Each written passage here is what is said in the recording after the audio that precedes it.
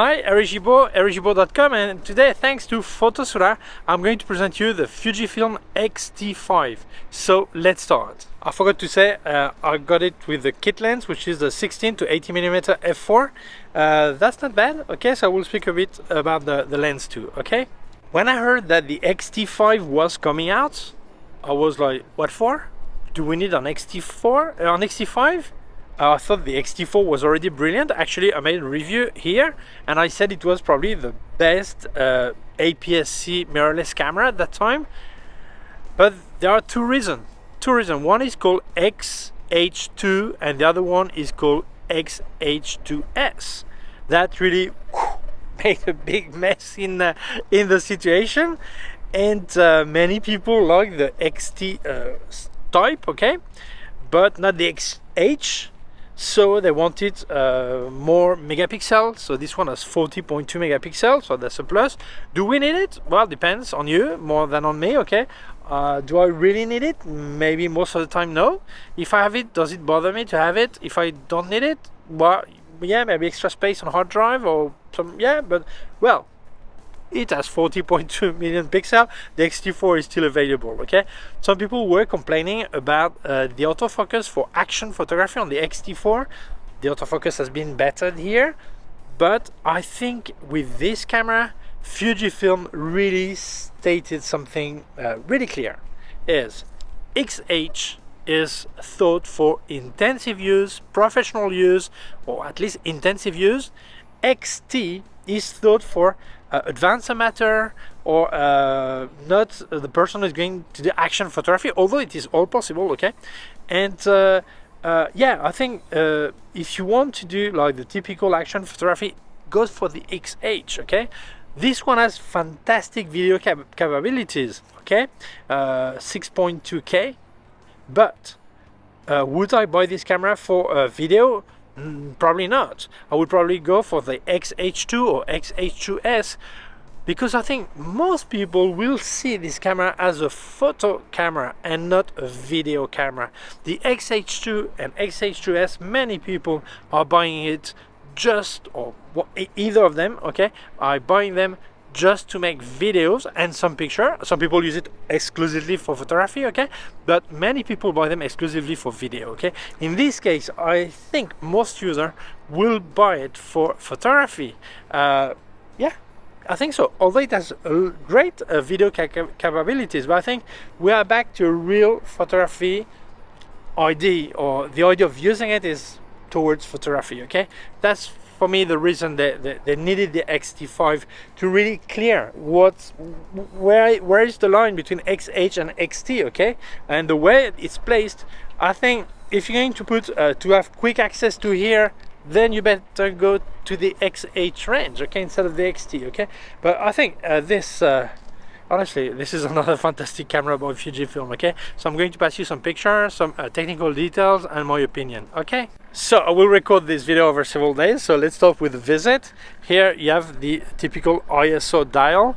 The mark to indicate the ISO is here, okay? Not here, this black mark for something else, okay? So here you have all the ISO, and here you have a small button here, okay? And when you move it, that changes here, where you want panoramic picture, bracketing, high frame rates, high frame but slower, single shot, HDR, all this, you pick it here, okay? Here you have the diopter. Diopter is a bit hard to, you have to unlock it, then move it. It's a bit, yeah, it's a bit hard to fix, but the good thing, you can lock it. On other camera, very often you cannot lock it, so accidentally you move it and then you cannot see anything anymore because you've touched it. The good thing is once it's finely tuned, okay, you don't have any problem to touch it accidentally, okay. Here you have this small thing, don't lose it. As I explained in my 5 tips of the month, don't lose this. That helps wear the ceiling. The viewfinder is really comfortable. I like it, okay. Here you have the speed. Here on the speed it's full speed, okay. So if you want to go in third, you should go on T mode, okay, here, and then move one of this wheel, okay. Or if you're on lock here and you want to higher speed or a bit slower speed, but I think it's a 1 stop up and well 2/3 up to and down 2/3 also. Then you can move this wheel. Okay, here you have compensation. Here you have an extra wheel. Everything you can set every button as you want. Okay, you have a function button here. Okay, here you have this small switch here, so you can decide if it's still photography or video. Okay, so in this case the menu is different. You go straight there. Here you have the Fujifilm Q button, which is to access the full configuration of the whole setting here on the screen. Really easy. You have a joystick for the dots. Here you have the play mode, all this. Here you can change here if you want manual, focusing, continuous or single. Okay, then you have a function button here. Then you have the screen. So the screen is where you actually see this is a photography camera, although you can do video. Okay, but this is really it's not thought for vlogger. Okay, here the screen is like this. You can orient it this way and this way, and also this way if you do vertical if you do vertical shot this way. Okay, as you can see, they put it the right way, because normally when you take vertical you have to hang your hand like this, not like this. Okay, so that's fine. So 3 direction up to shoot up, well, that from you up, you down, and vertical. Okay, then what else? And here you have double memory slot, HS 1 and 2. Okay, and then here you have the microphone and remote control jack. You don't have any headphone jack, so you see you can do video, but it's not really thought for that. Okay, although you have a great feature to do it in there. And here also same thing, you have a USB-C here, and then you have an HDMI D, not the full HDMI. Once more, if you want full HDMI, you go to the XH2 line and to S. Okay, here you have for synchro flash. Okay, I think that's it. One thing, I think it's really comfortable to hold it. The grip is fine, it's okay, but on this camera you cannot put a vertical grip. Okay, is it a problem? Well, I think this is clearly the idea of Fujifilm. If you want to do intensive use, if you need really vertical only, if you really work more intensive or more professional, go to the XH line. This is a photography camera, and it can do great videos, but I think this is probably why they decided to do this, to really separate the idea, because many of Fujifilm clients were not convinced the XH2 or XH2S was for them. They wanted the XT format, and they don't want all these fancy bells and whistles. They want everything. Well, it has a lot of things, okay, but they want everything but simpler. Okay, they like this dial, they like this. Okay, so I think this is the idea. But yeah, clearly this is a camera thought for photography that can also do video. This is thought for photography. Okay. Well, let's speak about lenses. Many people are asking on social networks, do you need the latest Fujifilm lenses?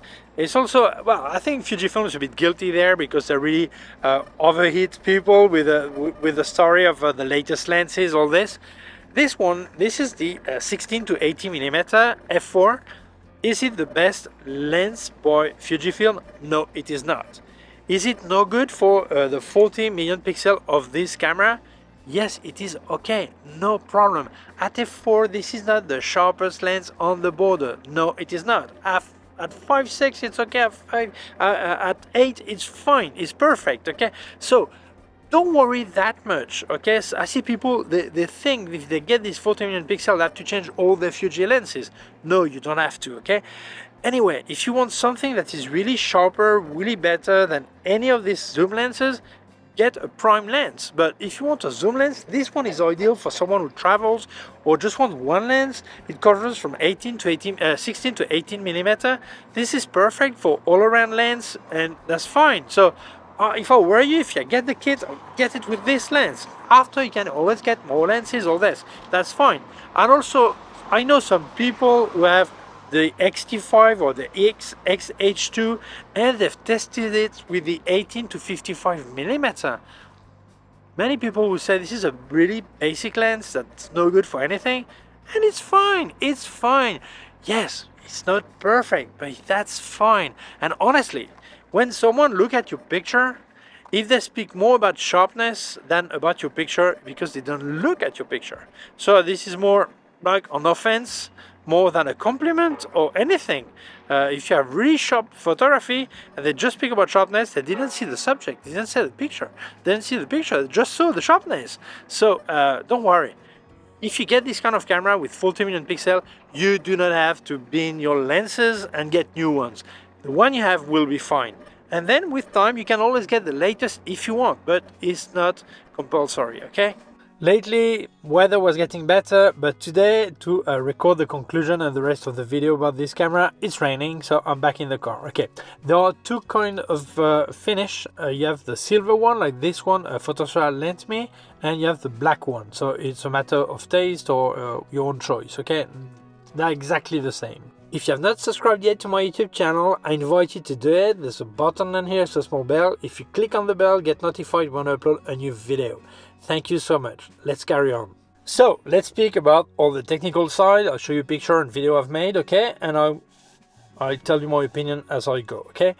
I'll remind you, APS-C sensor, 40.2 million pixel.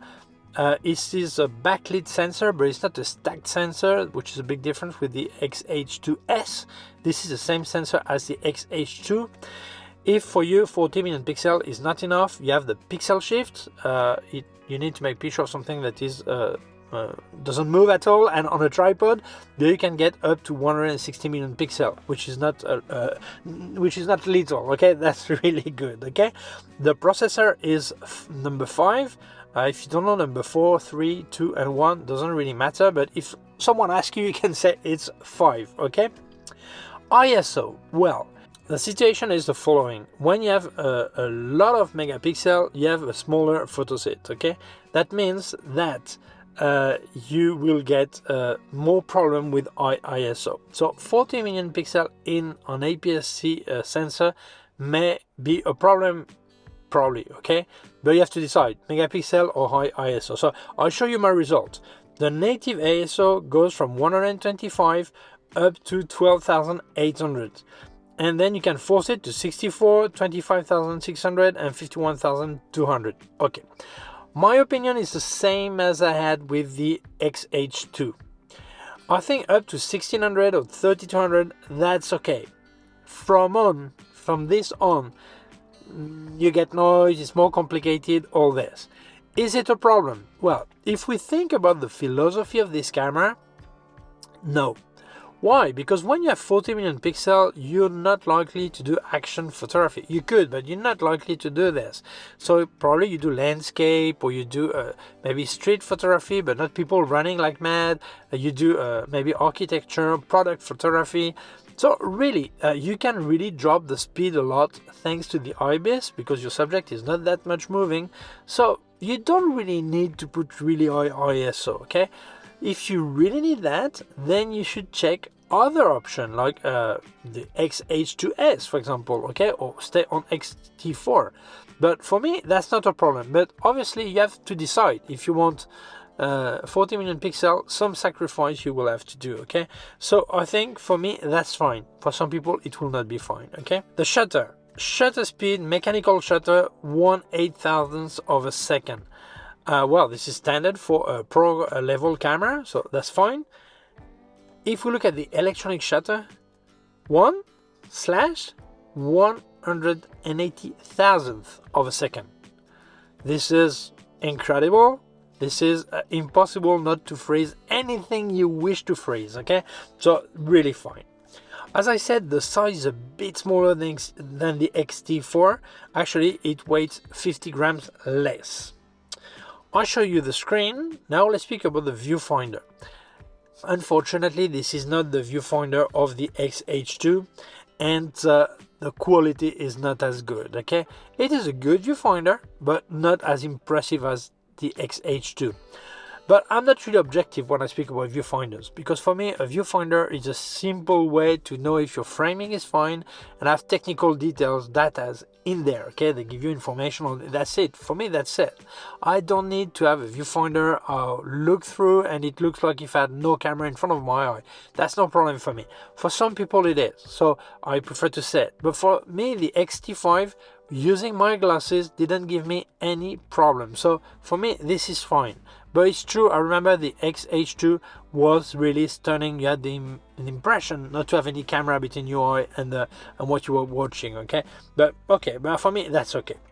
This is a sealed, weather sealed and dust-proof camera. Don't forget, if you want something to be really sealed, you need both the lens and the camera, not just the camera, okay? So when you pick the lens you want, make sure it's sealed also. So this body is sealed. You know that Fujifilm is famous for the film simulation, no exception in this camera. You have 19 simulation, that includes a classic negative that many people like, okay? I use a lot my Fujifilm X100V with simulation, okay, but this one I used with RAW, okay. So let's speak about the format. You have RAW file, JPEG, and HEIF, which is 10-bit and 30% lighter than JPEG. JPEG is just 8 bits, okay. So that's really good to have this option. More and more people like it. It actually appeared first, I think, on smartphone mainly, and the quality is really good. So it's logical that more and more brands will include it in their camera, and Fujifilm is no exception. Let's speak a bit about video. Although I think this camera is not a priority for video makers, there are other options. If they want Fujifilm, there are other options, okay? But still, it does 6.2K at 442 10 bits and in open gate format. It means that if you want to make one take and then reframe differently, whether it's vertical for social network stories, or horizontal for YouTube or for whatever, you can do it. So that's good news. It supports F-Log2, which is a flat profile to do the color work in post-production with 13 dynamic range, which is really good. It also does ProRes RAW 12 bits if you record on external recorder using the HDMI. And if we speak at slow motion, you get 4K 60p with no crop, which is really good. And so, yeah, for this video side, although it's not a priority on this camera, what they offer is really good. Okay, now let's speak about the IBIS stabilization. There are two ways of looking at IBIS. One way is the official one. Makers tell you how much they get, or CPA system, they tell you how much you get with photography. It gives you 7 stops, which is really good. And I could make picture of half a second handheld, no problem. Okay, I'll show you one like this, okay? But I think for me, they should also speak about stabilization, having a look at video, okay? And here I'll show you a sample. Testing IBIS on 16mm, walking slowly, okay, at waist level, and held. Okay, it gives you an idea. Now trying walking fast and held, same thing. I notice there is jumps from right, left, okay, or left, right, as you want, okay? I'm walking quite fast, okay? As you can see, when you make a picture, a correction that goes ting, ting, ting is no problem, because then it freezes and it locks and you get the picture right without any blur, okay? But in video, this kind of correction that goes ting, ting, ting, ting, ting is problematic. So far, the only brand I've seen that really gives a flow to your stabilization, it looks like a gimbal, is OM System and Olympus, okay? I think so far I've seen only this. So for me, this stabilization is fantastic for photography, but for video is still not there. It's too too shaky like this. It's stabilized, yes, but you don't want your video to jump from one side to the other, okay? But you see what with this example, you've seen what I mean, okay? Burst rate 15 frames per second. For some people, that's little mechanical shutter. For me, that's fine. This is perfect. And you have also, with electronic shutter, you get higher result, but then you get a 1.29 crop, I think. Is it okay or not? Well, for me, that's fine, okay? But I know for you, it's important to have a really high burst rate. There are other options. But 15, I think it's more than enough. Connectivity, I told you when I showed the camera, but I want to come back to one thing: no headphone connector. What I think it demonstrates that for them video is in there, but it's not a priority. Same thing with the HDMI. This is the D version, the small one. So many videographers, they don't like it because it may break. They prefer to have the full HDMI, and it's not there. So well, okay. So I think it's more for occasional video than other thing. Okay. Memory card. Well, I said UHS 1 and 2, but I think we need to straight the point on this.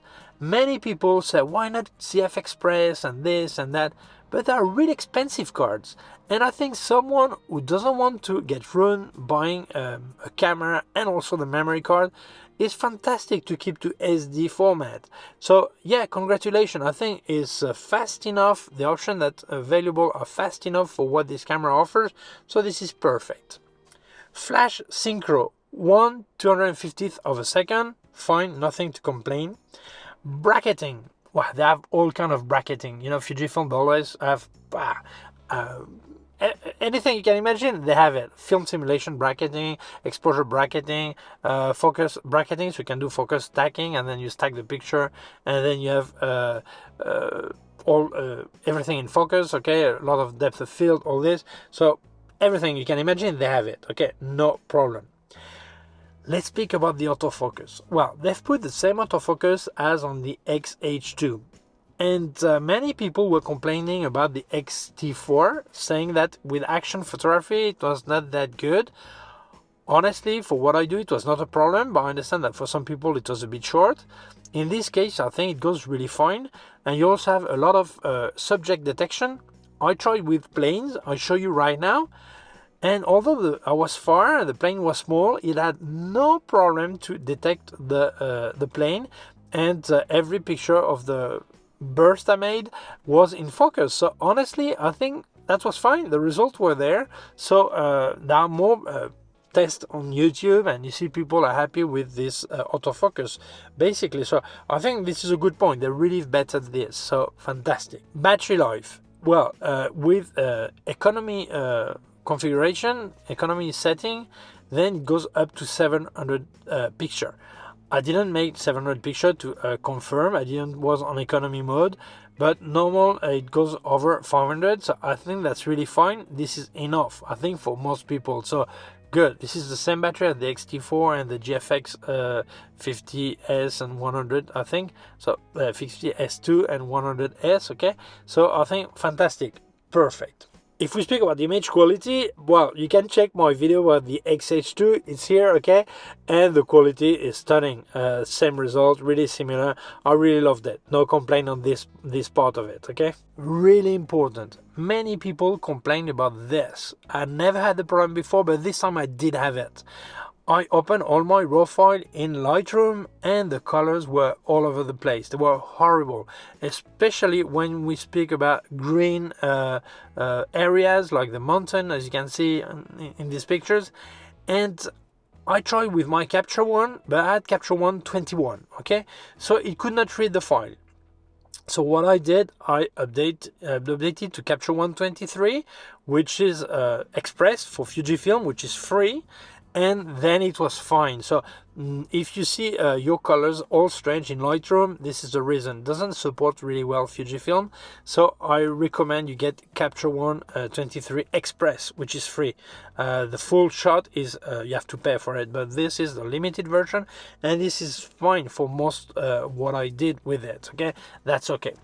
So what is my conclusion? Well, it's really hard to conclude. Well, first of all, I must say this camera is great. Okay, I loved it. I like it. Now, is it the best camera you can buy? Is it the camera you should buy? Well, it all depends. Okay, I think now at last Fujifilm is clearer on the intention.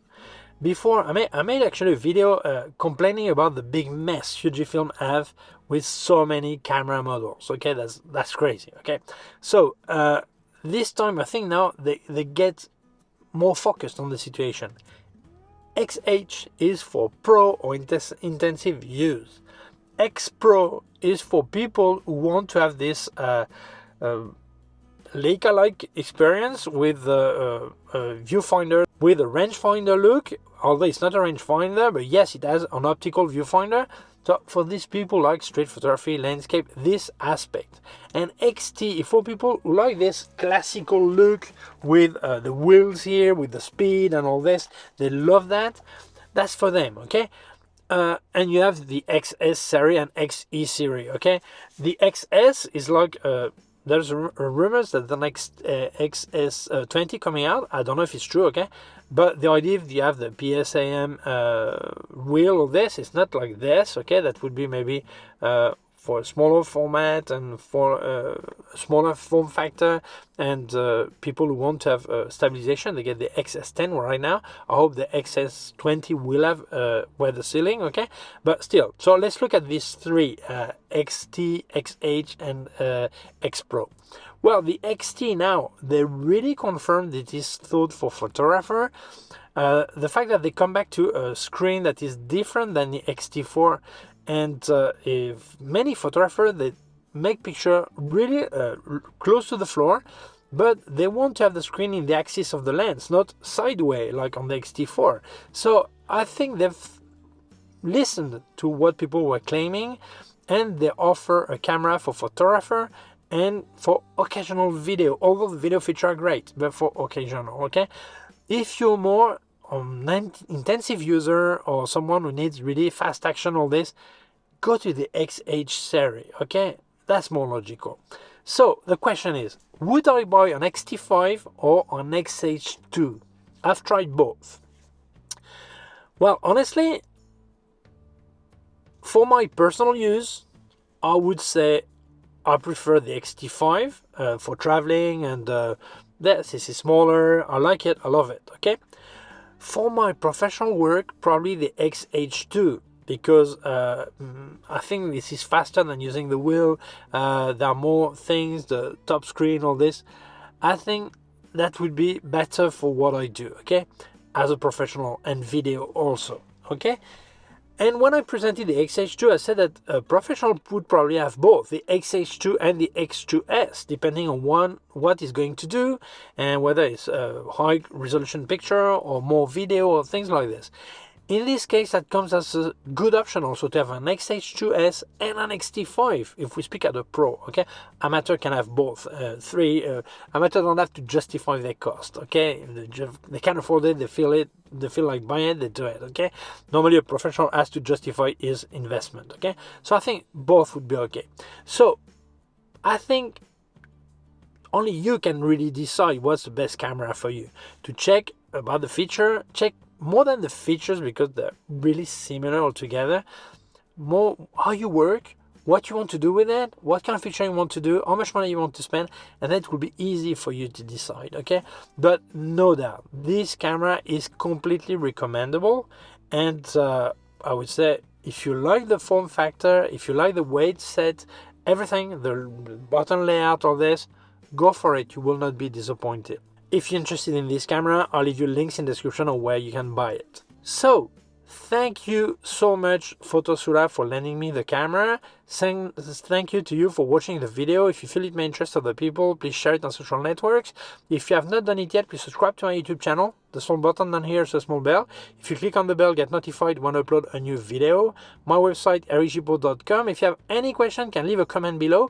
I'll also leave you links of my gear on Amazon, links of everything I reviewed by K&F Concept, Sandmarc, and Flashes by Westcott, and also other affiliated links you may be interested in, and also a link to my PayPal account in case you wanted to make a donation. Thank you so much. Please take care of yourself and see you soon.